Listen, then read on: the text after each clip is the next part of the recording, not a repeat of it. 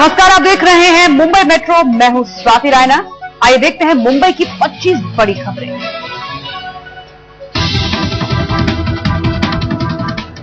CBI ने इशरत मुठभेड़ को बताया फर्जी। चार्जशीट में कहा आईबी और गुजरात पुलिस की मिलीभगत से हुई मुठभेड़। आईबी और गुजरात पुलिस के अफसरों पर गिरी गाज। सीबीआई ने वंजारा समेत 7 को बनाया आरोपी। 9 साल बाद इशरत मामले में दाखिल हुई चार्जशीट। इशरत के आपराधिक इतिहास का जिक्र नहीं, नरेंद्र मोदी और अमित शाह को राहत। चार्जशीट दाखिल होने के बाद मीडिया से मुखातिब हुआ इशरत का परिवार। कहा 9 साल से झेल रहे हैं दर्द।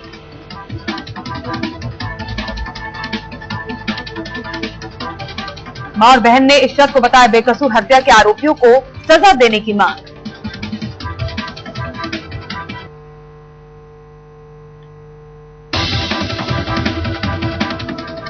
मुंबई के बलाट पियर इलाके के एक्सचेंज बिल्डिंग में भयानक आग। 3री मंजिल का बड़ा हिस्सा जलकर खाक। घंटों मशक्कत के बाद दमकल ने आग पर पाया काबू। तेज हवा की वजह से आग बुझाने में हुई दिक्कत। आग लगने की वजह अब तक साफ नहीं, लेकिन मौके पर मौजूद लोगों ने कहा बिजली का तार जलने के बाद लगी आग। आग लगने की खबर मिलते ही खाली कराई गई बिल्डिंग। भीतर किसी के फंसे होने की खबर नहीं। इमारत में केंद्र के मंत्रालयों से जुड़े कई अहम दफ्तर, मानव संसाधन, जनगणना और सिंचाई समेत कई विभागों के कार्यालय।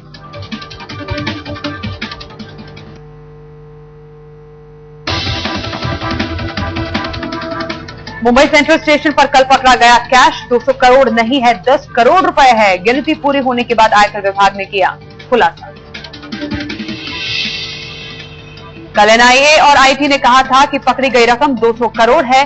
बरामद हुए सोने, चांदी और डायमंड की कीमत का आकलन करने में अभी 2-3 दिन और लगेंगे। कैश और नकदी की गिनती के लिए आईटी विभाग ने नोट गिनने वाली 6 मशीनें और आरबीआई के 6 कर्मचारियों की मदद ली थी।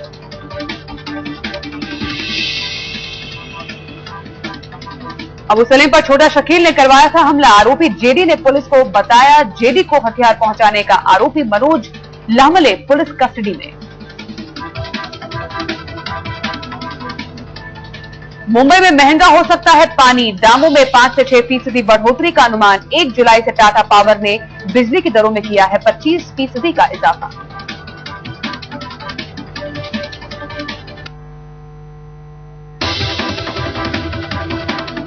चुनाव खर्चे पर इनकम टैक्स विभाग ने बीजेपी नेता गोपीनाथ मुंडे को भेजा नोटिस। 1 हफ्ते के अंदर मांगा जवाब।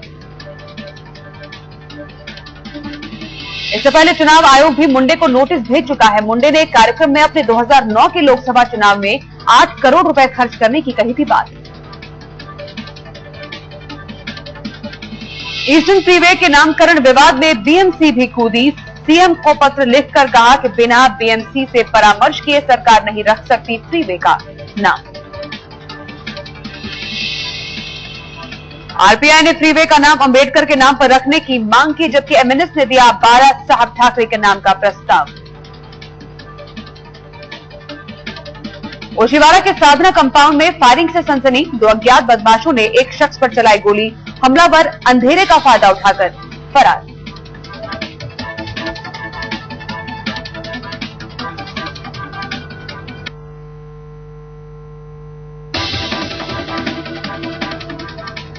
शेयर बाजार लुढ़का। सेंसेक्स 286 अंक गिरकर 19,178 पर बंद हुआ।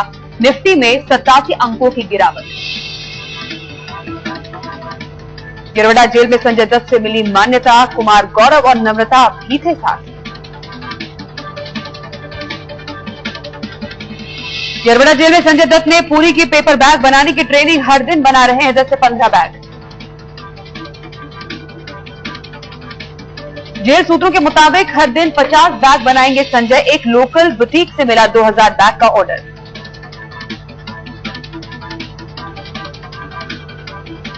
माधुरी दीक्षित दे रही हैं सेहत भरी मुस्कान का संदेश। मुंबई में एक टूथपेस्ट के प्रमोशन के दौरान बताई हंसी की अहमियत।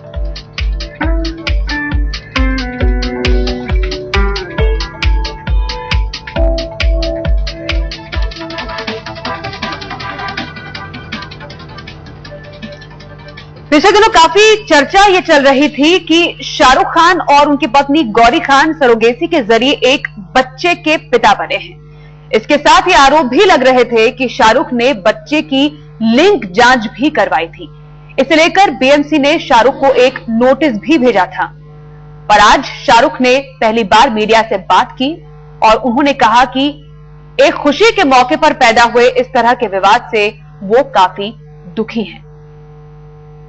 With honesty, I'll tell you something. It's extremely personal, confidential, and I would request everyone here tonight to have a great time. It is a little mix of sadness and happiness, what's happening at this point of time, and I would request everyone, including the concerned authorities, to show the same alacrity in finding out and doing the enthusiastic investigation they're doing upon my baby, upon other things which they should be lending their thoughts to right now. But having said that, when the sad part of it gets over, of course I'll share everything with you. तो इस पूरे मामले के बाद पहली बार शाहरुख सामने आए कुछ बोलने के लिए। वैसे ये सारा मामला शाहरुख के कथित इंटरव्यू के बाद शुरू हुआ। हालांकि शाहरुख ने ऐसे किसी भी बयान से इनकार किया। विवाद के बाद बीएमसी हरकत में आई और शाहरुख को एक नोटिस भेज डाला। बर्थ रिपोर्ट मिला है जिसके अंदर बच्चे का पिता का नाम और बच्चे की माता का नाम शाहरुख खान और गौरी खान लिखा हुआ है और ये 27/5/2013 का बर्थ है। और ये रिपोर्ट हमारे अंधेरी के केवीएस वार्ड में प्राप्त हुआ है। हमने उनको लिखा है कि केवीएस विभाग में एक हमने बर्थ रिपोर्ट प्राप्त हो चुकी है जिसमें उनका नाम माता और पिता के हिस्से से दिया हुआ है। और ये देखने के बाद हमने उनको एक खत भेजा है कि इसके पहले हमने उन्हें एक लेटर भेजा था कि डिलीवरी के बारे में हमें इंफॉर्मेशन दो, तो पूरी तरीके से हमें इंफॉर्मेशन नहीं मिली थी। अब ये रिपोर्ट प्राप्त होने के बाद इससे हमें दिखाई देता है कि उनको एक बच्चा हो चुका है। ये बच्चा किस तरह से हो गया और इसके बारे में डिटेल्स हमारे साथ शेयर करें, ऐसा हमने उनको कल खत भेजा हुआ है। अब बढ़ेंगे दूसरी खबर की ओर। मॉनसून में समंदर किनारे वक्त गुजारने में काफी मजा आता है, पर असलियत यह है कि इस मौसम में मुंबई के बीच काफी खतरनाक हो जाते हैं। पिछले 3 महीनों में 7 लोग समंदर में डूब गए हैं। कितनी सुरक्षित है मुंबई के बीच और कितने कारगर है सरकारी इंतजाम, आइए देखते हैं।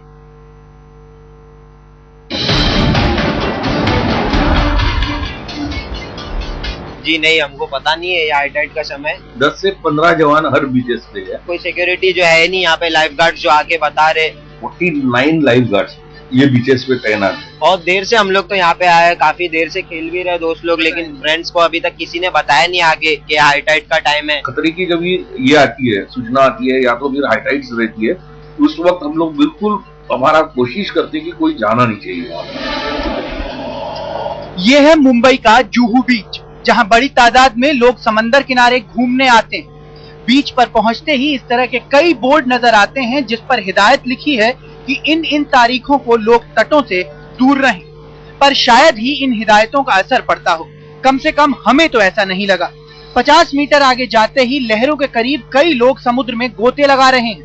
हम काफी देर तक इंतजार करते रहे, पर इन बच्चों को पानी से दूर रहने की हिदायत देने कोई नहीं आया। लोग जो यहाँ मौजूद हैं उनका ये कहना है कि लाइफ गार्ड हो चाहे बीएमसी हो, ऑफिशियल किसी भी तरीके से रोका नहीं जा रहा है यहाँ पे लोगों को कि हाई टाइड के समय किसी भी तरीके से सावधान नहीं किया जा रहा है। जो खाना पूर्ति है वो बीएमसी ने जरूर कर दी है, कुछ बोर्ड जरूर लगा दिए हैं, लोग खुद पढ़ें और खुद ना जाएं, लेकिन बीच पे किसी भी तरीके की कोई सिक्योरिटी नहीं है और बीएमसी के लापरवाही का ये एक बड़ा नमूना है।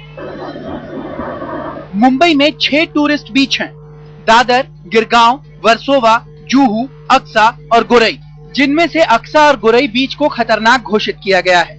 मुंबई के सभी बीचों पर कुल मिलाकर प्रशासन ने लोगों की सुरक्षा के लिए तकरीबन 200 लोगों की टीम को तैनात किया है। इसमें fire brigade, NDRF, police, life guard और सिविल डिफेंस के लोग शामिल हैं। खतरे वाले समय लोगों को बीच के करीब जाने से रोका क्यों नहीं जाता? इनकी तैनाती के बावजूद भी केवल 2 महीनों में 6 लोग कैसे डूब गए? इन सवालों के जवाब में प्रशासन के पास अपना बचाव करने के लिए दलीलों की कमी नहीं है।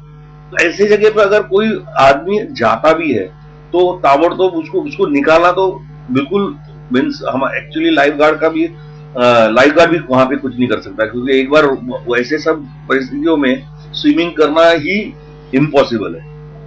प्रशासन की लाचारी और लोगों में जानकारी की कमी इन हादसों का कारण है। पर यह भी सच है कि मुंबई में 37 लाइफ गार्ड की नियुक्ति की जानी थी, पर बीएमसी के पास केवल 27 लाइफ गार्ड हैं। मारवे बीच में रविवार को 3 बच्चे डूब गए थे।